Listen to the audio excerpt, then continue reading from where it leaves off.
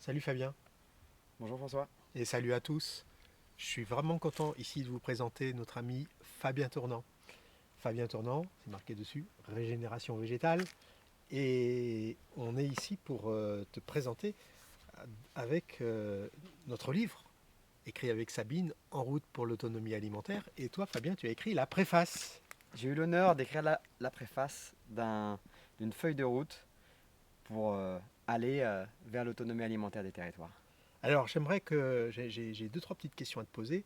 Et puis aussi te présenter un peu à nos amis qui nous écoutent. Parce que là, quand on regarde dans le livre, dis donc, tu es en photo avec Edgar Morin. Alors, j'ai appris que tu avais été le jardinier d'Edgar Morin. C'est bien ça? Ouais, j'ai participé à la conversion d'une ferme conventionnelle en ferme bio Ouais, au Maroc sur 9 hectares. ouais, Et c'est ce qui m'a permis de mettre en place une vision plutôt holistique de la gestion des transformations des systèmes agricoles. Et d'accord. donc maintenant, on a fait un bon bout de chemin depuis. Bon alors, moi je comprends de toute façon, avec Sabine, si on t'a demandé d'écrire cette préface, c'est qu'on avait observé dans l'environnement que tu étais vraiment un super pro de la construction des sols en tout lieu et du maraîchage et l'éducation aux enfants pour apprendre à jardiner, etc.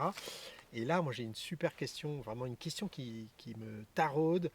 Je vois qu'on est rentré dans une époque assez tendue où il y a des gens qui se retrouvent du jour au lendemain sans ressources.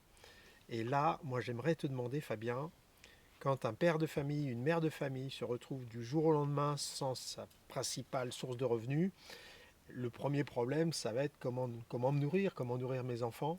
Et toi, de ton point de vue, quels sont les premiers réflexes à avoir face à ce besoin de se nourrir quand on n'a plus de ressources? Alors pour moi, en face d'une certaine fragilité au niveau de tout ce qui arrive, pouvoir coopérer, donc se rassembler ensemble D'accord. sur des parcelles de jardin, trouver des alternatives à nos besoins va devenir fondamental parce que l'idéologie de l'individualisme, d'être seul et de ne plus avoir besoin des autres, ça ne marche plus. On voit bien qu'on arrive à une fragilité de ce système-là et qu'on a besoin de se retrouver et de faire ensemble. Donc il faut rapidement collaborer, coopérer pour pouvoir commencer à investir les jardins et tous les espaces qui sont disponibles pour produire de la nourriture. D'accord. Donc moi, la première idée que je retiens et que je partage avec vous, et c'est que en cas de nécessité, et même en règle générale, pour aller en route vers l'autonomie alimentaire, un des premiers points, tout premier point, c'est de constituer une équipe avec son voisinage, des personnes proches, pour mutualiser les outils, les savoir-faire, l'enthousiasme, l'énergie, en fait, pour cultiver. C'est bien ça. Ouais, tout à fait. La production alimentaire, c'est une somme d'énergie à dépenser pour amener les légumes à terme.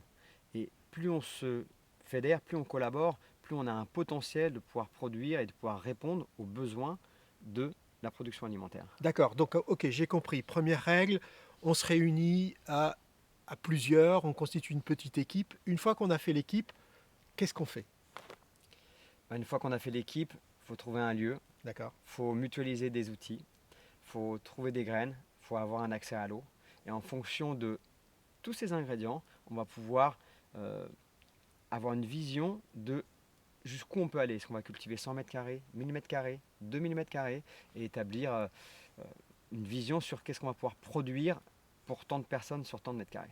Alors, ok, j'ai compris. Deuxième piste, on cherche un lieu. Revenons à notre cas de père ou de la mère de famille qui se retrouve sans moyens, dans un immeuble, dans une cité HLM, en ville.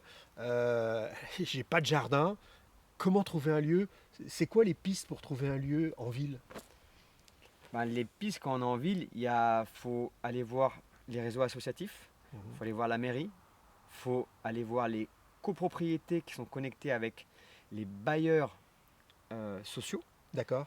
Et à partir de là, on va pouvoir avoir une lecture de qu'est-ce qui pourrait être disponible et quels sont les accès pour pouvoir avoir le droit d'occuper un morceau de terrain en ville. D'accord. Donc, je vais voir mon bailleur social.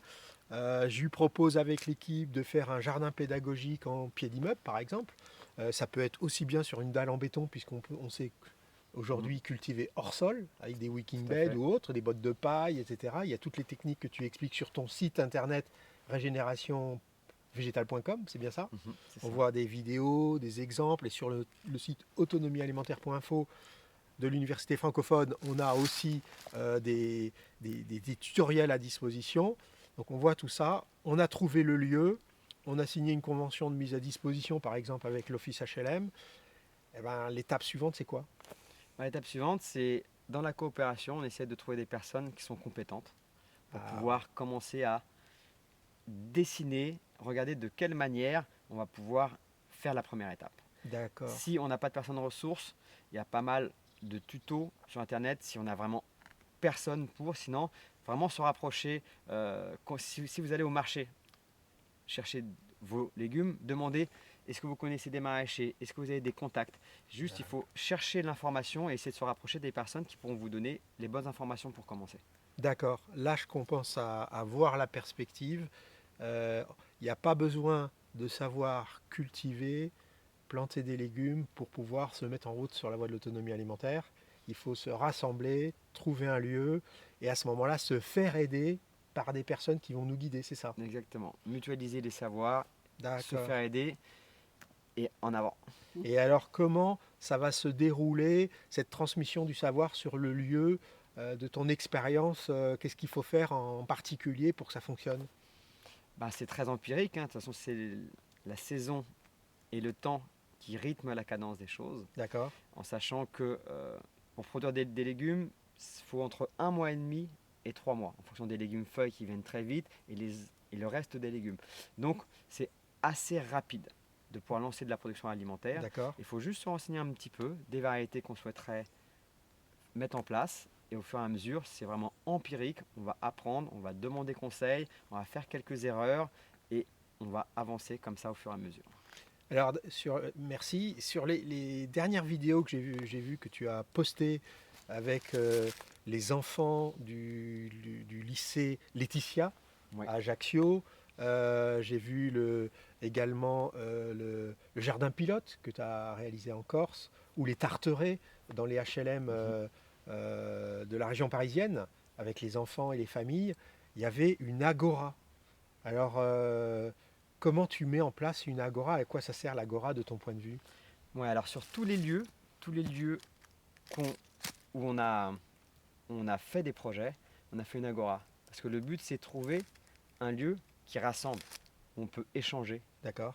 Et à partir de là, on s'est aperçu que les gens s'approprient et comprennent beaucoup mieux la vision d'un projet. Et à partir de là, c'est le point de départ. Ok.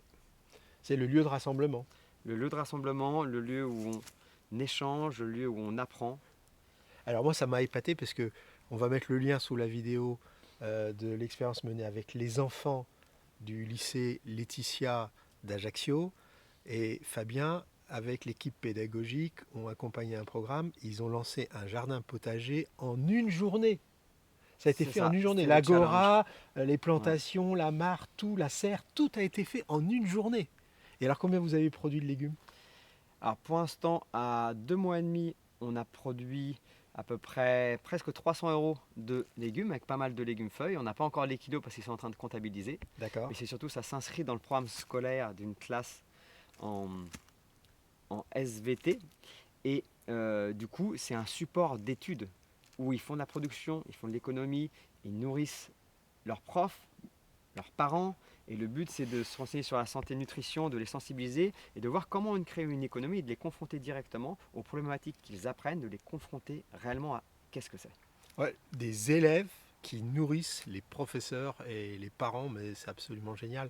Donc comme quoi c'est possible, hein, avec peu de moyens, dans un temps assez court, sur un terrain de n'importe quelle nature, on arrive aujourd'hui à trouver les solutions pour produire de la nourriture. C'est une question d'organisation, de coopération, et à partir de là, tout est possible. Question de coopération. Eh bien, c'est donc apprendre à être autonome et collaboratif. Eh bien, merci Fabien. Je pense qu'avec Merci les liens François. qu'on va avoir, on va pouvoir découvrir tout ça et ça donne envie d'y aller et de se mettre à table, hein. En avant. Allez, en avant. Merci, Merci, François. salut les amis. Au revoir.